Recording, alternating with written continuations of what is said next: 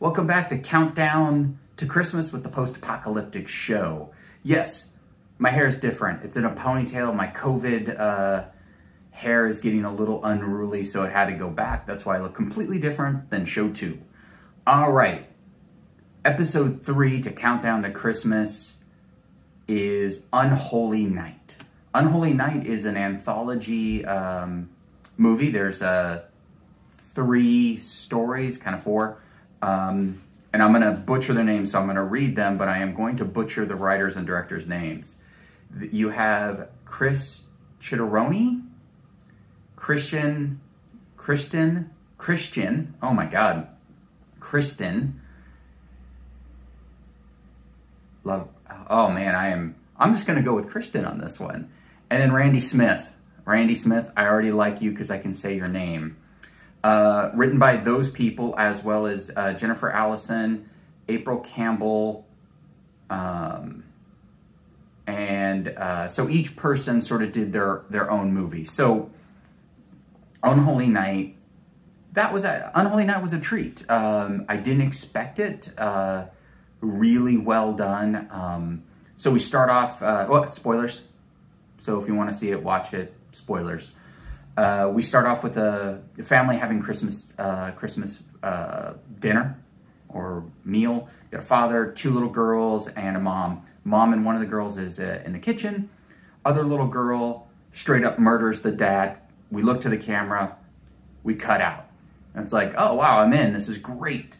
Then we go to a hospital, which I'll call the night nurse segments. And we're introduced to Emily, who is volunteered to work the Christmas shift. Her boss giving her a hard time, giving her a bunch of crap work. So she decides to help wheel an old man to x-rays. On the way, he starts telling stories, and that's where the anthology thing goes. So the first one was Christmas with Cannibals. So it's kind of a theme with my first movie. So you have a young couple who are going to, a young man and a young woman. The woman's taking the man over to her house for Christmas dinner. They decide to do some shrooms, which was actually, that scene was really good. They did some shrooms. They were walking in the street, and, you know, it's all trippy and we get to the house, and then we find out, you know, he's kind of tripping, so the dad's telling stories, and he's just, you know, think he's freaking out, and they're making jokes about eating people and killing people, and he's laughing it off, and the girlfriend's like, oh, my dad's just joking and stuff. And then we find out Steve was only in the refrigerator. The main guy goes down and finds the body and is like, oh my God, you have someone. It's like, oh, we thought you knew. We eat people. And then the cops come. The cops are a part of it. And then he gets locked up, and, you know, we cut to a scene of him going, they eat people.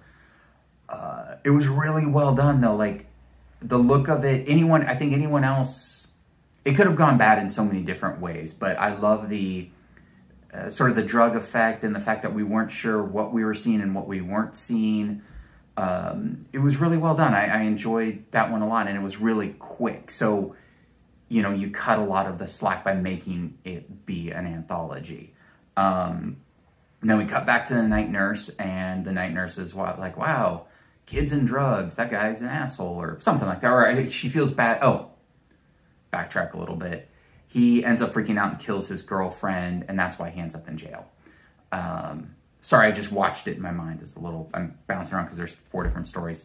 So the night nurse, Emily, goes, you know, I feel bad for the girl. So she starts taking him. He comes out from radiology, and he's like, oh, I have another story. It's you know, and then we go to Drunk Dead Debbie. So this story is sort of it's 3 women, you know, talking about a dating, they're watching like a dating show, and they're drinking, and they decide to shoot their own sort of like the video as well. And then they're getting drunk, and someone brings them Drunk Dead Debbie, and one of the main characters is like, what's that? Tells the story of a woman who drunk, dies, and then haunts people if you say Drunk Dead Debbie 3 times, and she'll appear. They're drunk, they say it. Debbie appears, and then we sort of go into a found footage type stuff, and really well done. Once again, I think sometimes short stories or short horror films work in a small bite size. Like this being 20 minutes, you have to hit all the points you need to hit in order for it to really gel. And this one really gelled. It moved really fast. Like each segment moves really fast, and it was shot really well. The Drunk Debbie footage in the camera, then in real life, worked really well. And then we're out of that one. It's like, oh my God, this is amazing. Then the third story is sort of following the night nurse. The night nurse has to go home to spend Christmas with her mom. She gets home and, you know, they're trying to talk. The mom's sort of not the nicest person at first, and then takes Emily. They have a fight, and she doesn't want to, I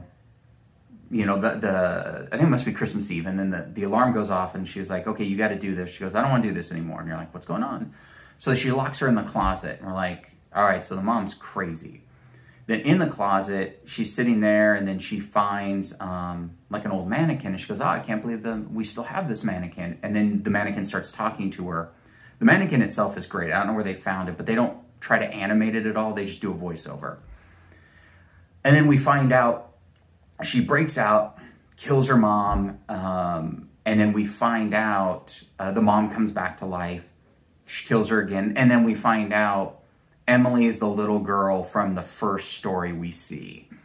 And so she finally figures it out. The mom is like a ghost, and then the elf is still talking to her. I call him Elf.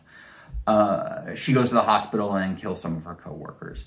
Really well done. The girl playing the night nurse, Emily, was great. She, you need someone to be the glue to the story, and she was the glue. So she was really the glue that held everything together. And for being like an hour 25, maybe an hour 30, and the 3 different stories, it moved really well. And the look, everything about this was done really well. This is one I would say with the first movie I did, this one, definitely put a lot of effort, time into it, and really thoughtfully thought about shots and look and everything. And I really enjoyed this one. So, it's been an up and down road so far on movie 3. We're back up. And I think these 3 people, I didn't dive into it too much on IMDb of what else they've done or anything. I imagine they've all done stuff. And if I find it and have time, I'll put it here, or I won't, because, I'm doing a movie a day and I still have my life to live. Unholy Night is getting a white elephant gift that you can actually use, and not some handmade brick art that will just sit in your garage for the rest of your life, which is something I actually have. So yeah, if you're inclined and not too worried I didn't over-spoil anything, I would definitely watch Unholy Night. They did a really good job, and this is one, it's enjoyable watching a movie a day, or multiple depending on how my day goes. It's always a treat when you come across something like this, where each story, even though they're not like something you haven't seen before, like once again was the cannibals, the ghost story, and then the night nurse of a young kid killing, but still, if you can still take something that and then make it your own, makes it enjoyable. So, as always, follow the creators of Unholy Night. I'll put their names up when I said them, because I'm going to butcher saying them again. Support independent film. If you like them, buy their DVD. It's on Amazon Prime or whatever. It's just, how about this? Support any art that you like. It helps everyone. And if you like this, like, subscribe, follow, comment, all those smashing buttons type of things. And until tomorrow, this has been Countdown to Christmas, the Post Apocalyptic Show. See you next time, and happy holidays.